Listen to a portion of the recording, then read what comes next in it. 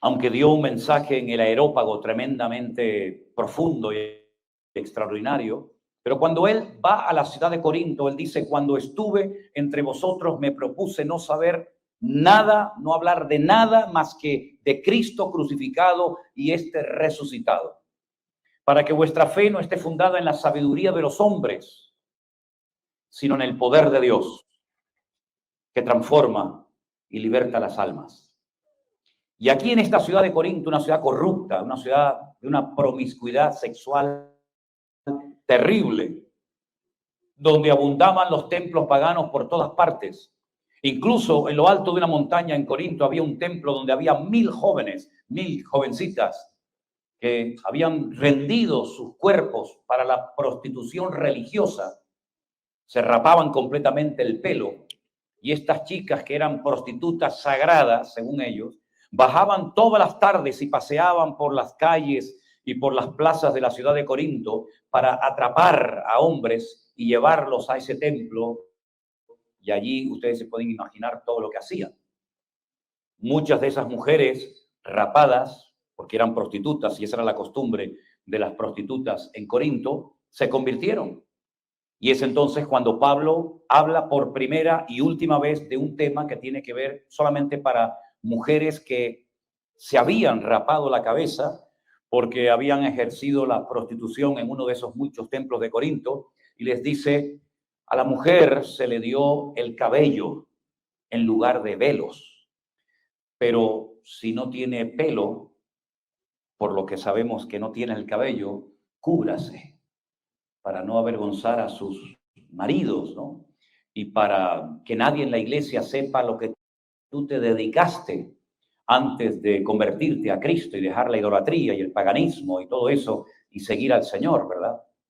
Y le da, digamos, esta solución a las mujeres hasta que, como dice la Biblia, les creciera el cabello, el pelo.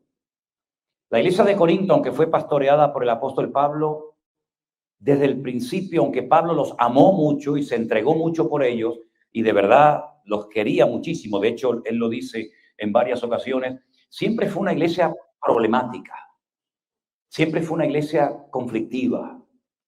Y he elaborado una pequeña lista de algunos de los problemas que había en la iglesia para que conozcamos un poquito cómo era esa congregación, para ver si a usted le gustaría formar parte de la membresía de la iglesia de Corinto, creyendo que era mejor que la nuestra.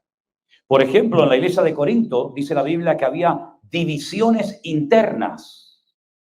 El texto original dice cismas, como tanta separación entre unos y otros hermanos, porque dice la Biblia que algunos se habían identificado 100% con el ministerio de Pablo, pero a otros como que no les gustaba mucho Pablo y preferían escuchar a Kefas o a Pedro, y otros se identificaban con un tal Apolos, y así la iglesia tenía sus grupitos, sus preferencias. Yo soy de Pablo, yo soy de Apolo, yo soy de este, yo soy de aquel. Y ese era un problema terrible que había en la iglesia de Corinto, como una iglesia dividida, aunque todos se reunían. Luego también hubo durante un tiempo en la iglesia un terrible caso de inmoralidad, tan grave que el apóstol Pablo ni en el mundo, entre el mundo de los impíos, en el mundo de los incrédulos, jamás yo he oído semejante barbaridad, semejante pecado. Y es que una persona de la iglesia mantenía relaciones sexuales con su madrastra, ¿verdad? Con la segunda esposa de su padre. Y Pablo dice: el tal sea expulsado de la iglesia para que Satanás lo sacuda, ¿no? Y a ver si reacciona de esta manera. Fíjense qué iglesia, ¿no? Y todo el mundo lo sabía, pero nadie decía nada, nadie actuaba. Pablo también observa que en la iglesia de Corinto había un desorden, un caos terrible a la hora de manifestarse lo que se conoce como los dones del Espíritu Santo. Curiosamente, en la Biblia solamente hay 2 listas donde aparece el tema de los dones del Espíritu Santo. Romanos capítulo 12, Primera de Corintios capítulo 12. Pablo no está en contra de la manifestación de los dones del Espíritu Santo en la iglesia de Corinto, pero él quiere poner orden, porque a la hora de que estos dones se manifestaran, a la hora de ser utilizados en alguno de estos dones, lo hacían incorrectamente, y por eso hay capítulos enteros como por ejemplo parte del 12, parte del 14, que Pablo dice cómo hay que actuar, cómo hay que usar, cómo hay que dejarse usar por el Señor en uno de estos dones, pero realmente lo estaban haciendo muy mal. Y Pablo dice que si alguien entraba de la calle y viera cómo estaban haciendo las reuniones, iban a llevarse una mala impresión, una mala imagen de la iglesia, incluso dirían, esta gente están todos locos. Por otra parte, también había hermanos que estaban peleados unos con otros, iban a los jueces inconversos y se denunciaban los unos a los otros. Y Pablo dice, esto es una vergüenza, no hay suficiente sabiduría y conocimiento en la iglesia para que se sienten los hermanos y se lleven bien. Y si hay algún pleito, sea económico, sea de la índole que sea, ustedes no tienen que recurrir a los jueces, a los tribunales del mundo para que solucione los problemas de la iglesia. En todo caso, el mundo tendría que llamarnos a nosotros para que les ayudemos a ellos y no nosotros pedirle a ellos que nos ayuden a nosotros. Lo mismo ha pasado con la música, ¿no? Se han metido tantos sonidos y tantos estilos y tantas formas de música del mundo con la excusa de que lo hemos como cristianizado, ¿verdad? Y en vez de imitarnos el mundo a nosotros, lamentablemente hay a veces que iglesias imitan al mundo para tener más gente, ¿no? Para ser más populares o más queridos. También la iglesia había críticas muy fuertes contra el mismísimo apóstol Pablo. Algunos lo acusaban de haberse quedado con dinero, con ofrendas. Y Pablo tiene que defender su apostolado. Pablo tiene que defender su ministerio, porque que vengan críticas de la calle contra uno es normal. Pero que te critiquen tus propios hermanos en Cristo es una vergüenza. Pero eso pasaba en la iglesia de Corinto también. ¿Les gustaría ser miembros de esta iglesia? Pues valora lo que tienes entonces.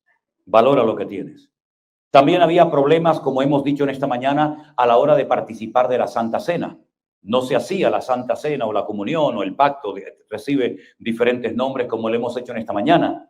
Que ustedes han recibido un trocito de pan y una copita de vino o de zumo de uva. En aquellos tiempos se hacía un banquete, lo que se conocía como un ágape, una comida, y la gente pudiente, la gente con un alto poder adquisitivo, llevaba mucha comida a la iglesia el día que había Santa Cena, hacían una confraternidad, pero había gente que no tenía tanta capacidad económica y dice que algunos hasta pasaban hambre en la iglesia. Uno se pregunta por qué los que tenían mucha comida no compartían a los que no tenían nada o poco. Bueno, Pablo habla por primera vez, y me gusta el concepto, la palabra que Pablo utiliza aquí, dice para que haya igualdad en la iglesia. No haya esas diferencias, ¿verdad?, entre unos y otros. Y además dice que algunos el día de la Santa Cena se emborrachaban dentro del culto, dentro de la iglesia se emborrachaban, porque aunque para ustedes suene fuerte por la cultura y por el país en el que vivan, la Santa Cena se celebra con vino. Y en Europa y en Israel y en todas partes de Europa, en las congregaciones, la Santa Cena se celebra con vino. Y algunos dirán, pero pastor, ¿Jesús bebía vino? Sí, claro que bebía vino. No se emborrachaba, pero bebía vino. Lo que pasa es que hay personas que no saben beber. Para que el vino no tenga alcohol, solamente hay dos formas: por envasado al vacío o por un proceso químico. Pero si usted pisa las uvas, y dicho sea de paso, Elena ha pisado uvas cuando era jovencita en el pueblo donde ella vivía, si usted pisa las uvas y las pone en un tonel, en una barrica de madera, usted al poco tiempo va a oír que eso hierve, eso fermenta, y no hay que meterle alcohol, eso ya tiene alcohol por sí mismo. La Biblia no prohíbe el beber vino, y mucho menos en la Santa Cena, lo que prohíbe es emborracharse. Y hay algunas personas que mejor que no lo toquen porque no tienen control. Si lo que no tienes control de algo, ese algo te va a controlar a ti. Pero por eso dice que había gente que se emborrachaba en la iglesia de Corinto, y con zumo de uva, que yo sepa, no se puede emborrachar nadie. También había problemas doctrinales. Algunos decían que la resurrección ya se había producido y otros decían que eso de la resurrección era mentira, que nadie iba a resucitar. Y por eso Pablo escribe un capítulo monográfico extraordinario, precioso. El capítulo 15 de Primera de Corintios es un capítulo que habla fundamentalmente del tema de la resurrección, presentando testigos, presentando argumentos, ¿verdad?, para demostrar que la resurrección es bíblica y que nosotros tenemos que esperar la resurrección, ¿verdad? Porque si Cristo resucitó, nosotros también resucitaremos con él. Pero si Cristo no resucitó, que era lo que algunos decían, pues tampoco nosotros resucitaremos. Y seguimos siendo esclavos de nuestros pecados, etcétera, etcétera. Así que no era una iglesia fácil de pastorear. Ninguna iglesia es fácil de pastorear, porque trabajar con gente es lo más difícil del mundo. Usted sabe eso, ¿no? No lo sabe. Bueno, yo se lo digo. Trabajar con gente es muy complicado. Como dije antes, nunca llueve al gusto de todo. Ahora bien, ¿tenía remedio la iglesia de Corinto, sí o no? Claro que tenía remedio.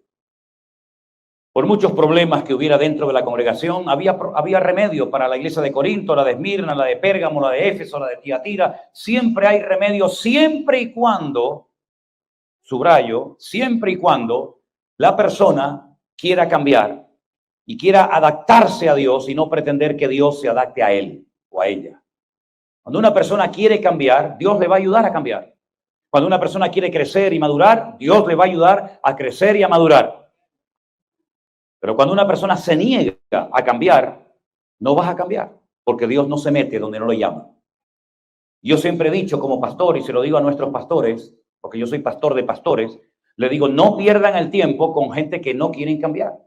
Te absorben, quieren siempre ser atendidos, más y más, pero en el fondo no quieren cambiar. Están contentos con su situación, tal vez de desorden, de desobediencia, con su carácter, con sus tradiciones. No perdamos el tiempo con gente que no quieren cambiar. Vamos a invertir el tiempo en gente que sí quieren cambiar. Gente que quieren crecer, que quieren madurar y hacer las cosas, como dice la palabra de Dios, decentemente y con orden.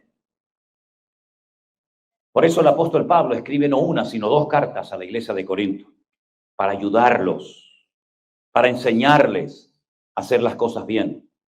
Pero fíjense, por ejemplo, en el capítulo 3, cómo Pablo les habla a estos hermanos de esa congregación, hermanos nuestros en la fe, miembros del cuerpo de Cristo. Hermanos, yo no pude hablaros como a espirituales, sino como a carnales, como a niños en Cristo. Pablo no está hablándole a inconversos, dice, le está hablando a hermanos, a gente que ha nacido de nuevo, gente que forman parte de la membresía de la iglesia de Corinto. Pero a esos hermanos les dice que son carnales y que son como niños en Cristo.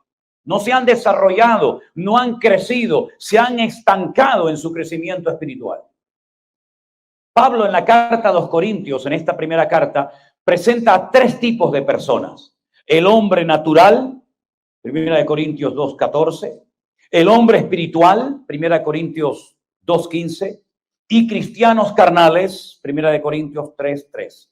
El natural es el que no conoce a Dios, el que no entiende las cosas de Dios, el inconverso, el que le da la espalda a Dios y a su palabra permanentemente, el que se ríe y se burla del evangelio, el que rechaza la palabra de Dios. Ese es lo que la Biblia llama el hombre natural, el que tiene su espíritu muerto, come, camina, respira, viaja, etcétera, pero está espiritualmente muerto. Por eso no puede entender las cosas de Dios, porque para él son locura. Ese es el hombre natural, según la Escritura.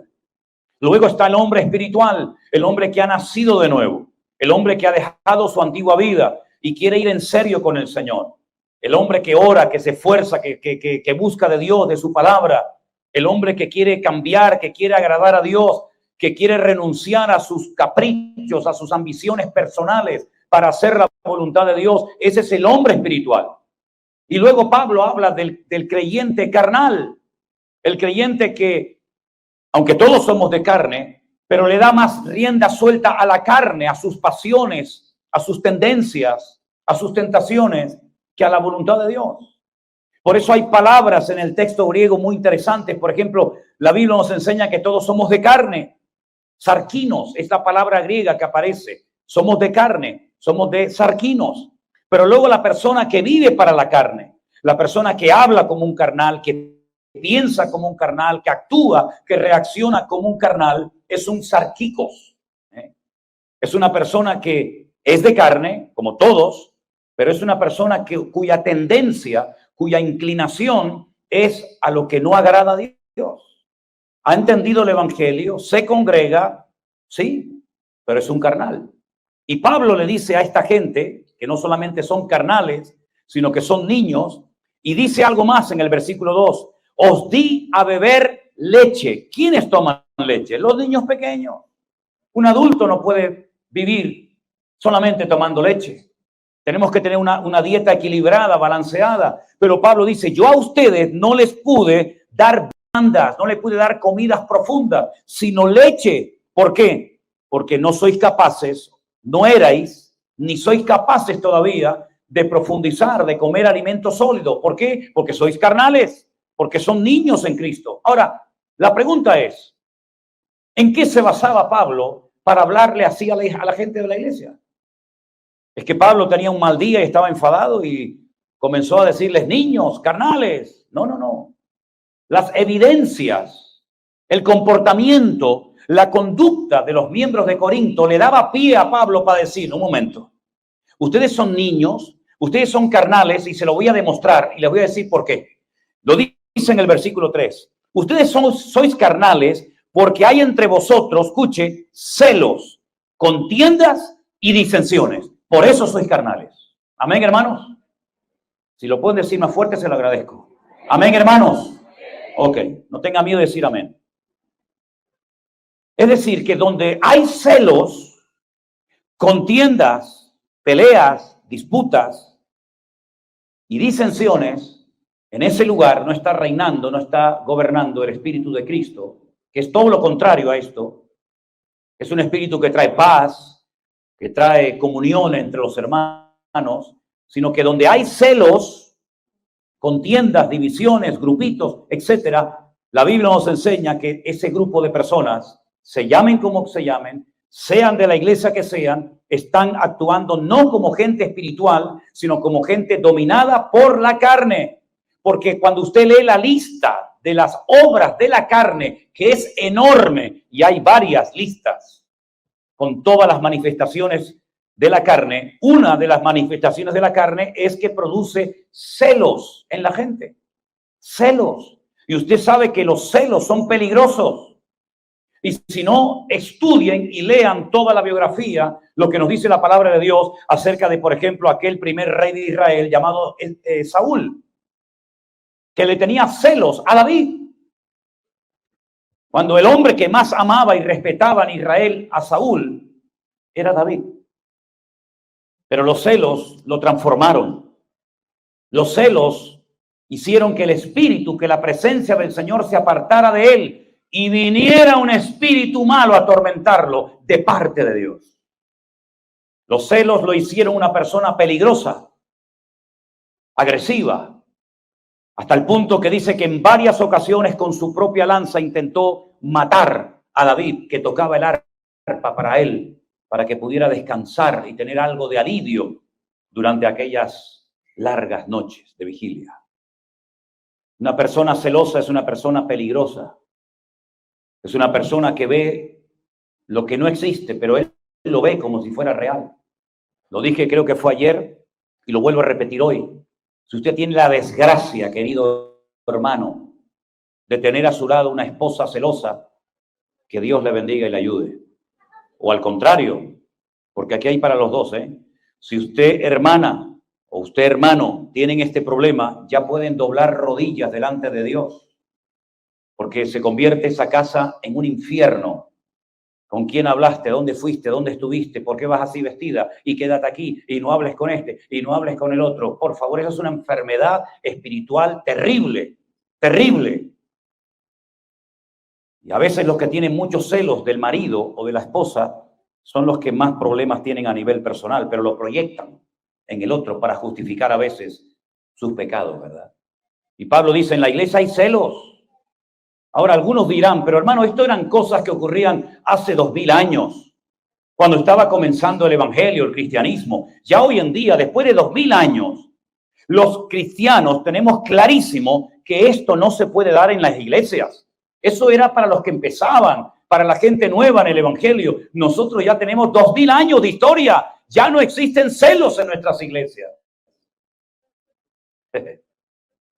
Ya. Tremendo, ¿no? No me hacen caso, porque sube siempre el mismo, porque el pastor no me saludó, ¿Por qué no me puedo sentar en la mesa con él y se sienta el otro? ¿Por qué toca la guitarra él y no mi hijo? ¿Por qué siempre canta la misma hermanita y no mi esposa? ¿Por qué el pastor siempre va a visitar a los mismos y no a mí? Y es una pelota de nieve que crece y crece y crece y crece y al final perjudica y envenena a toda una iglesia. Hay una oración que yo hago muy pocas veces, porque es una oración que cuando yo la hago de rodillas, siempre el Señor la responde de una forma tremenda que nos deja a todos hasta con temor. Y es cuando yo le digo al Señor, Señor, limpia tu iglesia. Como yo haga esa oración delante del Señor, os puedo decir por experiencia que comienzan a salir basuras y comienzan a salir chismorreos y divisiones y envidias entre los hermanos de una forma tremenda. Que Dios guarde nuestros ojos, que Dios guarde nuestros corazones de caer en semejante trampa venenosa que perjudica a toda la congregación. Y si usted piensa que uno no puede infectar a toda una iglesia, se equivoca, querido hermano. La misma naturaleza a través de la cual Dios nos habla muchas veces nos enseña que usted tiene un saco entero lleno de manzanas en perfecto estado, preciosas, buenas para comer. Y si hay una sola podrida en el saco, todo el saco se echa a perder. ¿Y por qué no se produce lo contrario? ¿Por qué las 100 manzanas no sanan a la enferma? Porque no es así. Pero una manzana podrida, una papa podrida, algo podrido dentro de algo sano, termina descomponiendo a todo. El Señor lo dijo de una forma más bíblica, si lo quieren. Un poco de levadura leuda toda la masa.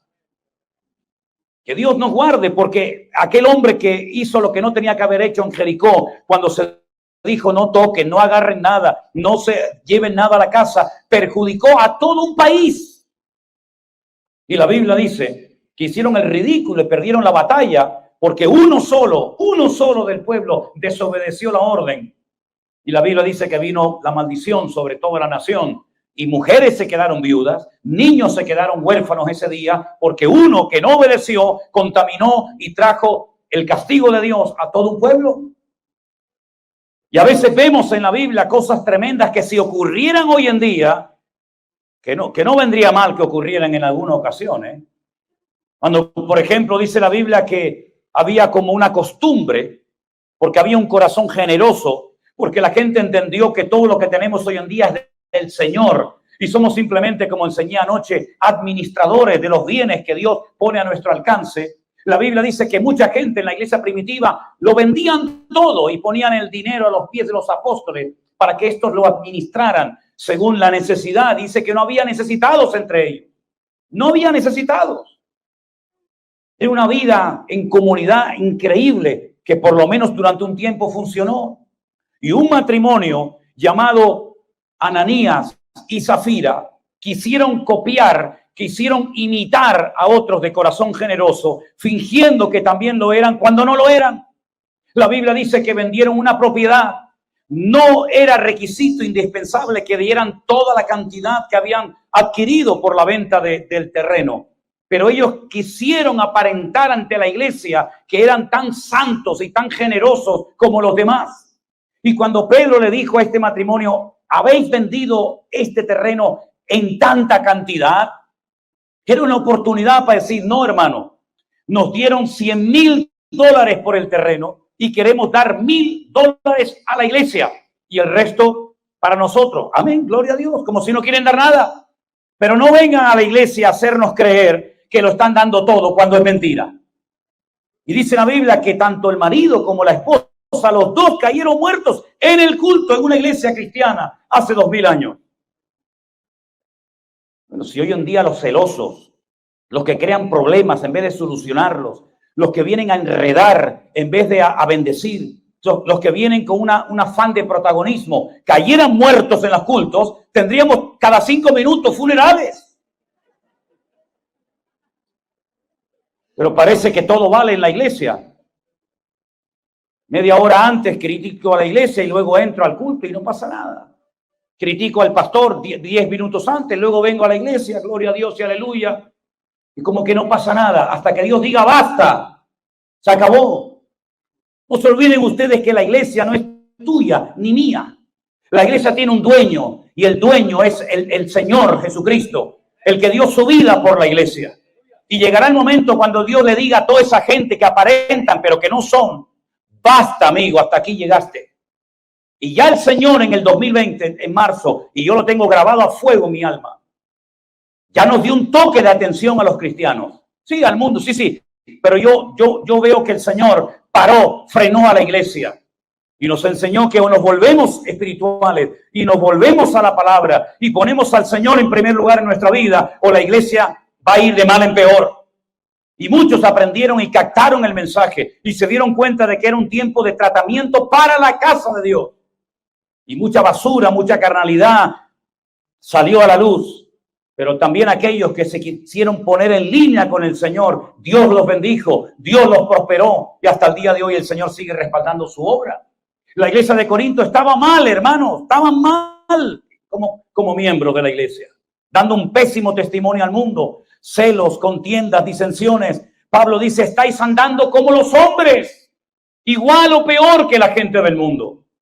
Qué triste cuando un creyente de una congregación da un pésimo testimonio y en su puesto de trabajo comienzan a decir, bueno, en esa iglesia todos son iguales.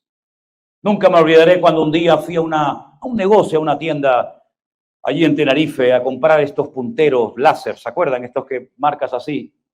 Y cuando entré, el muchacho que me atendió, le noté que era colombiano por el acento que tenía, ¿no? Le dije, ¿tú eres colombiano? Me dice, uy, ¿cómo lo sabes? Le dije, bueno, tenemos a mucha gente de Colombia, yo soy pastor evangélico, etcétera. Y me dice al momento, pastor, ustedes son los que se roban la plata de la gente.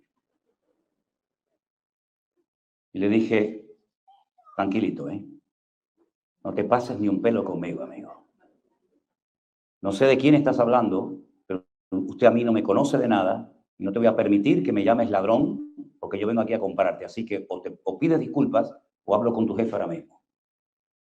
Ay, perdone, digo, yo te perdono, pero no te pases conmigo, pues soy cristiano, pero no soy tonto, Pero ese es el concepto que él tenía, que los pastores son gente que le saca la plata a la gente de los bolsillos. Y yo en mi vida he hecho eso, jamás. Pero lamentablemente ese es el testimonio que muchos han dado. ¿Y cómo podemos cambiar esa imagen? Dando nosotros testimonio al mundo. Pero si nosotros cuando vayamos a nuestros trabajos, a nuestras universidades, a nuestros lugares donde vivimos, nos comportamos, hablamos, pensamos, reaccionamos igual, ¿qué diferencia hay entonces entre el mundo y nosotros? Ninguna. Por eso el apóstol Pablo le decía a la iglesia lo que tenían que hacer. Examínense, pruébense a sí mismos. Y escuchen una cosa, no lo he leído, pero lo voy a decir ahora. El apóstol Pablo dice, el motivo por el que en la iglesia hay tanta gente enferma y tanta gente débil, e incluso algunos duermen, es porque estáis haciendo las cosas de una forma terrible ante los ojos del Señor. Hermano, lo más serio del mundo es la iglesia del Señor Jesucristo. Es lo más serio, es lo más sagrado, es el cuerpo de Cristo. Y el mismo Señor Jesucristo, cuando entró al templo de Jerusalén, echó a patadas con un látigo que se hizo a todos los que habían convertido su casa en una cueva de ladrones. ¿Cómo es posible que Anás, Caifás, los sacerdotes, los músicos, los levitas, los ujieres, nadie se había percatado, nadie se había dado cuenta del pésimo estado del templo? Cambiaban dinero, entraban vacas, ovejas, y nadie decía nada hasta que entró el santo de los santos, nuestro Señor Jesucristo, y dice, esta casa yo la mandé a crear, la mandé a hacer para que fuera un punto de contacto entre el cielo y la tierra, para que fuera una casa de comunión, una casa de adoración a todas las naciones, y ustedes me la han contaminado. ¿Cuántas veces nosotros no nos damos cuenta de que nosotros cuando hablamos mal, cuando nos comportamos incorrectamente, cuando no agradamos al Señor, podemos dar una pésima imagen de lo que es el verdadero cristianismo? Y en vez de atraer a la gente a los caminos del Señor, lo que hacemos es que los espantamos. porque ven que somos en el fondo iguales. Mentimos, robamos, engañamos, manipulamos, nos quejamos. Y eso no puede ser así, amén, hermanos. Pablo dice, ¿cómo es posible que uno diga, yo soy de Pablo, yo soy de Apolos, yo soy de Cefas, carnales, niños en Cristo? ¿Quién es Pablo? ¿Quién es Apolo? Somos servidores por medio de los cuales habéis creído, y eso según la gracia que Dios le dio a cada uno. Yo planté, dice Pablo, Apolo regó, pero el crecimiento quien lo ha dado ha sido el Señor. Así que ni el que planta ni el que riega es algo, sino Dios que da el crecimiento. Gente que le había dado lugar a la carne, se habían acostumbrado a pecar, aún siendo cristianos. Ahora, una cosa es pecar por ignorancia, no lo sabía, perdonen, y otra cosa es pecar a sabiendas, sabiendo que lo que estoy haciendo está mal, pero lo sigo haciendo. Hay creyentes que su filosofía de vida es, bueno, ya he dejado la bebida, he dejado el alcohol, he dejado los grandes vicios de la vida, he dejado, pero luego no hacen nada. Y no hay ningún mérito que usted haya dejado de ser un alcohólico, no hay ningún mérito. Es que nunca tenía usted que haber sido un alcohólico. No hay ningún mérito en dejar de ser un hombre mujeriego. No hay ningún mérito en eso. Nunca tenía que haber sido así. No hay ningún mérito en haber dejado las drogas. Nunca tenías que haberte dejado atrapar por el infierno de las drogas. Pero la Biblia dice que el que sabe hacer lo bueno y no lo hace, también está pecando. En otras palabras, hay dos tipos de pecado, el de acción y el de omisión. Porque si yo no robo, si yo no consumo pornografía, si yo no miento, si yo no hago cosas que están prohibidas por la palabra, está bien. Pero ¿y lo que tienes que hacer? ¿Lo está haciendo? ¿O es un parásito y una oveja estéril en el cuerpo de Cristo? Porque nosotros vivimos un tiempo en el norte de España, en lo que se llama el País Vasco. Y allí hay unas praderas y unas montañas enormes donde crían miles de ovejas. Y los pastores nos decían que la oveja tiene que ser un animal que continuamente esté produciendo el tiempo de la lana, el tiempo de la leche, el tiempo de los corderos, y cuando ya no dan estas tres cosas, la matan y se comen la carne. En otras palabras, la oveja no la tiene el pastor para decir, ay, tengo 1000 ovejas. ¿Y de qué te sirven, querido? Si no te dan nada. Nosotros como ovejas en el prado del Señor, el Señor espera que a estas alturas de nuestra vida, con todo lo que hemos oído, con todo lo que hemos aprendido, miren hermanos, si usted comenzara a sumar todos los sermones, todos los testimonios, todas las alabanzas, todos los estudios bíblicos que usted ha escuchado, serían seguramente miles de sermones, miles de predicaciones. Y muchas veces la gente oye los sermones y oye la palabra y vienen a los cultos y se conectan a internet, pero no se producen esos cambios radicales en cada uno de nosotros, porque creemos que ahora como cristianos, Dios tiene la obligación de bendecirme, de cuidarme, de prosperarme, pero yo no tengo que cambiar en lo más mínimo. No, Señor, hermano. Dios espera un cambio radical en todos y en cada uno de nosotros. Nuestra forma de hablar, hablando entre vosotros con salmos, con himnos y cánticos espirituales, alabando al Señor y dando siempre gracias por todo en el nombre de nuestro Señor Jesucristo. Mis pensamientos, en esto pensar, todo lo justo, todo lo verdadero, en esto pensar, ¿verdad? Toda mi forma de vivir, de hablar, de pensar, de reaccionar, tiene que ser completamente diferente. Es verdad que no tenemos muchos datos físicos sobre la figura, sobre la persona de nuestro Señor Jesucristo, es cierto. No sabemos si era alto o bajo, si era rubio, moreno o pelirrojo, no lo sabemos. No sabemos el color de los ojos de Jesús. No sabemos si era flaco o gordo, no lo sabemos. Cada uno se lo imagina a su manera. Pero que sí sabemos cómo hablaba, cómo reaccionaba, cómo vivía, cómo se comportaba. Claro, porque eso es lo realmente importante.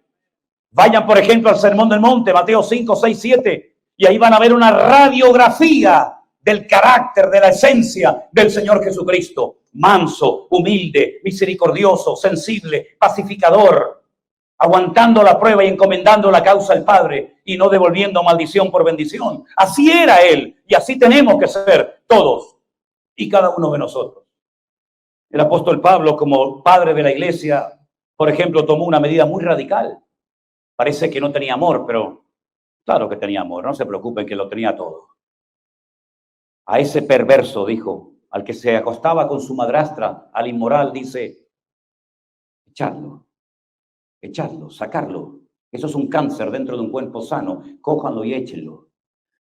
Y después cuando le llega la noticia de que este muchacho por lo visto se arrepintió y reconoció su pecado, Pablo escribe una segunda carta y dice, vuelvan a admitirlo en la iglesia, ahora que se ha arrepentido, no antes, que estaba jugando no sé a qué. Vuelvan a admitirlo para que no sea consumido en demasiada tristeza, dijo el apóstol Pablo. Tenemos que ser sacudidos porque si no somos confrontados, el cambio no se producirá en nuestra vida. Y hay congregaciones donde la gente nunca se siente aludido. Hagan lo que hagan o digan lo que digan, siempre todo está bien. El sermón siempre pasa por encima de la cabeza de la gente y nunca se sienten aludidos. Se hablan de oración, se habla de evangelizar, se habla de fe, se habla de perdón y nunca se sienten aludidos por nada, porque tienen, como dice la Biblia, sus corazones cauterizados, están en una insensibilidad constante y permanente. Pero la palabra del Señor nos dice que Él quiere sanar las heridas del corazón, quiere romper las ataduras de nuestra vida y quiere que seamos una iglesia sensible, una iglesia según el corazón del Señor, que sintamos como Él siente, que veamos como Él ve, que hablemos como Él hablaba y que seamos como Él fue. ¿Cuántos dicen amén? Pero todo eso no se logra, no se alcanza de la noche a la mañana. Si usted fue una persona inconstante, impuntual, como inconverso, no piense que por entrar a una congregación y comenzar a congregarse y escuchar 4 sermones y 3 canciones, ya automáticamente usted se va a convertir en el hombre más puntual del mundo. No, será su área de debilidad que tendrá que trabajarla y ponerla en las manos del Señor. Si usted fue una persona de lengua larga, ¿me explico? ¿Saben lo que es, no? Octa, muy bien. Si usted fue una persona que siempre criticando, siempre murmurando, y usted se convierte hoy, usted sigue teniendo esa debilidad en su carácter. Y usted en vez de criticar a los de afuera, ahora criticará a los de adentro. Porque siempre lo hizo, siempre lo practicó. Usted creó un hábito. Usted le enseñó a su cuerpo a reaccionar de una manera incorrecta. Y ahora tendrá que desprogramarse y permitirle al Espíritu de Dios que corte esas ataduras, esa forma de actuar, esa forma de vivir. Y no diga, es que yo soy así, pastor. Pues deje de ser así, mi hermano. Si usted es así, ya no puede seguir siendo así. Es que mi padre, a mí me da igual quién fue su padre, su madre o la madre que lo parió. Usted tiene que ser como Cristo, no como su padre, su abuelo, su primo, su cuñado. Es que nosotros, los García, los Sierra, los López, los Alvarado, los Rodríguez, a mí me da igual su apellido, querido hermano. En la Biblia no se menciona el apellido de nadie. En la Biblia lo que nos dice es que el que no nace de nuevo no puede entrar en el reino de los cielos. Y es tiempo de que en este país y en el mundo entero, verdaderamente los que dicen que aman a Dios se comporten como el Señor quiere que nos comportemos. Porque si no somos luz y si no somos sal de la tierra, entonces ¿qué somos en este momento? Calientabancos, domingueros. ¿De qué sirven dar diezmos y ofrendas a la iglesia si usted es un carnal como eran los hermanos de la iglesia de Corinto? Quédese con sus diezmos y con sus ofrendas.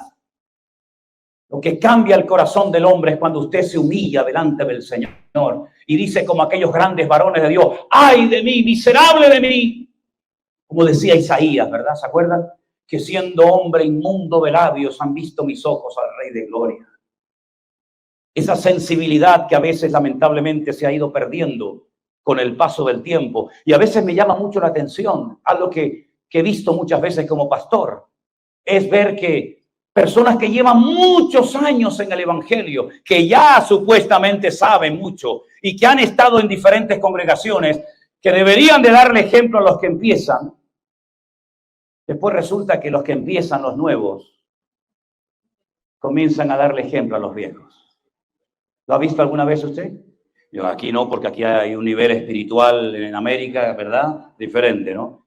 Pero ¿cuántas veces el nuevo tiene una sensibilidad, una humildad, una sencillez, que a veces el cristiano viejo, que ya se lo sabe todo, según el que no sabe nada, se cree que ya no necesita consejos, ya no necesita, digamos, una exhortación, porque ya está en una posición superior. Y dice la Biblia que el concepto bíblico que tenemos que tener de nosotros mismos es considerando a los demás como superiores a uno mismo.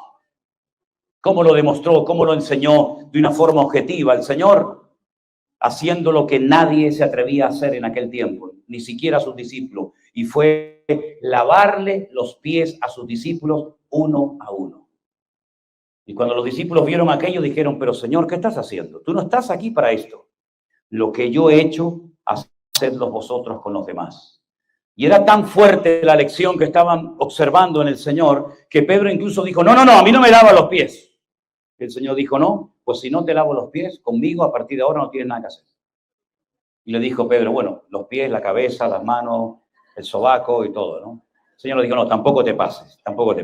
Con los pies es suficiente, querido. Lo demás te lo limpias tú en tu casa. ¿Cuánto tenemos que aprender, mis queridos hermanos? La iglesia lleva 2000 años, 2000 años en el mundo, y todavía hay millones y millones de personas, también aquí en América, en Estados Unidos, que no saben nada de Cristo. Porque muchas iglesias y muchos cristianos han vivido mirándose el ombligo. Siempre yo soy el centro. Necesito mi trabajo, necesito mis papeles, necesito mi documentación, quiero esto, quiero aquello, y piensan que el Señor es como Papá Noel, como Santa Claus, ¿no? Al cual cada mañana le presento mis peticiones y si no me las da me enfado. Hermanos queridos, es tiempo de madurar. Los únicos que impactan el mundo y transforman la historia son aquellos hombres y mujeres que están dispuestos a crecer, a madurar y a pagar el precio que sea necesario con tal de que a mi Dios no le digan nada malo ni tengan un falso concepto distorsionado de su persona, de su obra, porque yo como embajador, como representante de él, estoy dejándolo en una buena posición y en un buen lugar. Cuando vayas mañana a tu puesto de trabajo, a donde quiera que vayas, tal vez no querrán creer, no querrán leer la Biblia, pero ¿sabes qué? Yo siempre le digo a la gente que lean la Biblia viéndote a ti. Yo no leo la Biblia, no quiero saber nada de ese viejo libro, pero viendo mi forma de ser, viendo mi forma de actuar, viendo mi familia, viendo mi vida, van a leer la Biblia.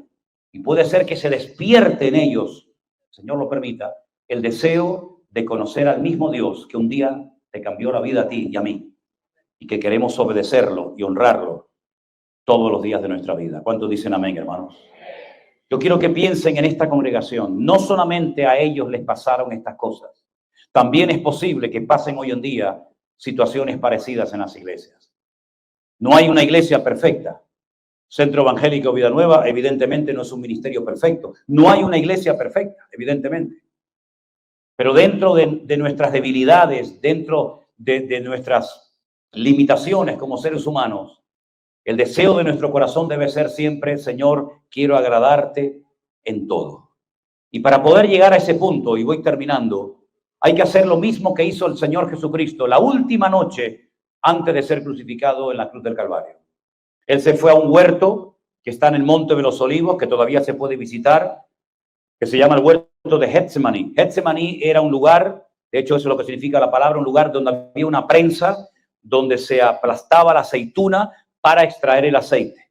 Se aplastaba 3 veces el aceite. La primera aceite que salía era la virgen, la pura, la buena, la de mayor calidad, que era para el servicio de la casa de Dios, para el templo. Luego había una segunda vez que se prensaba el aceite y esa era para el consumo humano, ¿verdad? Para cocinar y tal. Y luego la tercera ya era para lamparitas de aceite, etcétera, etcétera. Allí en ese lugar donde se prensaba la aceituna, para extraer el oro líquido del aceite de oliva, que es una bendición. Allí fue el Señor triturado y prensado por el Padre. Allí fue donde los evangelistas, algunos lo miraron y dijeron, mira lo que le está pasando al Señor esta noche. Está sudando como si fuera sangre. Sus vasos capilares estaban bajo una presión tan terrible que se rompieron y comenzó a sacar sangre por toda la cara. El Señor Jesucristo aprendió a trabajar bajo presión. La mayor presión de todos los tiempos, Él la experimentó en ese huerto, en ese jardín de Getsemaní. Y Él dijo algo tremendo que a mí siempre me ha impactado, y cuando estoy allí siempre le digo a los grupos que llevamos, sin esta noche, sin esta situación en la vida de Cristo, no hubiera tenido fuerzas para ir al monte de la Calavera o del Calvario. Porque allí fue donde el Señor entregó algo que todos tenemos, que se llama voluntad propia o libre albedrío, como usted lo prefiera. Y allí fue donde le dijo a su padre, Padre, pasa de mí esta copa. Padre, pasa de mí esta experiencia traumática, terrible de la crucifixión. Mas no se haga mi voluntad, sino la tuya. Y rogó al Padre encarecidamente hasta que finalmente entendió que la voluntad del Padre era que muriera en la cruz. ¿Ha pensado usted lo que habría pasado si Él no hubiera ido a la cruz? Todas las cosas que no hubieran ocurrido si Él no hubiera ido. Pero gloria a Dios que no se negó, sino que renunció a su voluntad, porque no había otro que pudiera ocupar su lugar. Y Él aceptó con agrado la voluntad de su Padre. Romanos capítulo 12 dice, no os conforméis a este siglo, sino que sean renovadas vuestras mentes, ¿verdad? Y presentad vuestros cuerpos en sacrificio vivo, para que podáis comprobar cuál sea la voluntad de Dios, buena, santa y agradable y perfecta.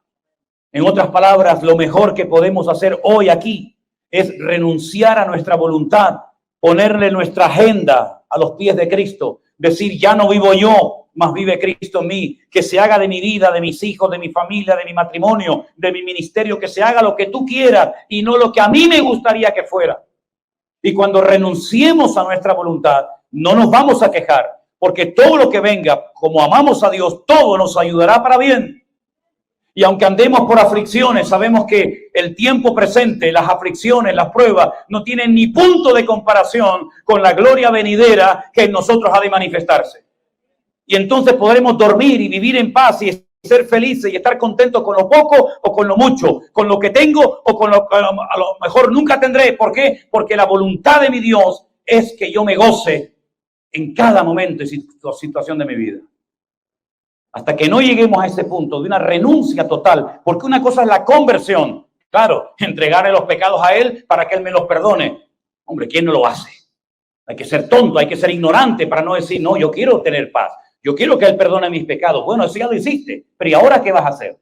Ahora todavía tu voluntad, las riendas de tu vida, las llaves de tu corazón, entrégaselas al Señor y ríndete a Él y dile, Señor, ahora que te conozco, ahora quiero servirte, ahora quiero ser un cristiano efectivo y no un inútil, no un parásito, siempre viendo defectos y apuntando con el dedo a los demás, sino que ahora quiero no crear problemas, sino aprender a solucionar problemas. No a producir guerra, sino a traer paz en medio del conflicto. Y entonces, y solamente entonces, podrás ser totalmente bendecido y feliz en el Señor Jesús. Aunque vivas en la misma casa toda tu vida, aunque nunca logres casarte, aunque no veas la respuesta a tu corazón, la paz de Cristo, que sobrepasa todo entendimiento humano, solamente realmente la experimentan aquellos hombres y mujeres que se han rendido completamente a Cristo. Y nos vamos a rendir a las buenas o a las malas, porque el Señor sabe dónde te duele y sabe cuáles son tus puntos débiles. Y por eso el Señor nos trata. Quiero terminar contándoles una historia. Hace unos días, antes de venir aquí, el pastor Alberto, uno de nuestros pastores en la isla de Fuerteventura, en las Islas Canarias, me llamó y me dijo, hay un matrimonio en nuestra congregación que me gustaría que los conocieras. Son hermanos fieles, hermanos que me han apoyado en el ministerio por mucho tiempo y creo que ha llegado el momento, después de años, de nombrarlos oficialmente pastores o copastores de la obra en Fuerteventura. Él me llamó en varias ocasiones para recordarme esta conversación y al final le dije, bueno, dile a este matrimonio y tú también quiero que vengan a Tenerife. Vinieron a Tenerife, tuvimos una reunión, le hice 20,000 preguntas de todo tipo, siempre con una humildad, una actitud extraordinaria, aunque yo lo estaba pinchando para ver cómo reaccionaba. Aunque después ya me levanté, le di un abrazo y le dije, te estaba probando. Porque la Biblia dice que a los obreros primero hay que probarlos y luego aprobarlos. Primero probarlos y luego aprobarlos, ¿verdad? No al revés. Vamos a darle un trabajito a este para ver si se anima. No, metiste la pata. Pínchalo, pruébalo y cuando funcione lo apruebas. Mientras tanto, no. Y le conté una historia a este matrimonio. Ahora el segundo fin de semana del mes de abril voy a viajar a Fuerteventura para ya encomendarlo oficialmente a la obra.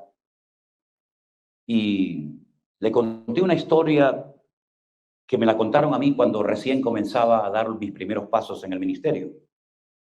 En los años en los que yo me convertí al Señor, había mucho lo que se llamaban agencias misioneras. Las agencias misioneras hicieron una labor extraordinaria. No sé si todavía existen algunas, espero que sí. Consistían en darle información a personas que a lo mejor querían ir de misioneros a un país lejano. Tú ibas a esa oficina misionera, te decían qué vacunas tenías que ponerte, cuáles eran los requisitos legales para poder entrar en ese país, cuál era el idioma o los dialectos que se hablan en ese país, las costumbres, las tradiciones, el clima, en fin, te daban mucha información. Incluso algunas servían como un puente entre los recursos, las finanzas que ibas a recibir, te las canalizaban y te las hacían llegar al país de origen. Y mucha gente iba a las agencias misioneras, oye, ¿qué tengo que hacer para irme de misionero a Camboya, a Afganistán, a Irán, o a donde fuera? Y daban mucha información. Y cuenta la historia real de una jovencita, de una chica que quería servir al Señor en un país extranjero y fue a pedir información a una agencia misionera. Y le dijeron, mañana le puede atender el director de dicha escuela, pero tiene que estar aquí mañana a las 3:30 de la madrugada, en plena noche.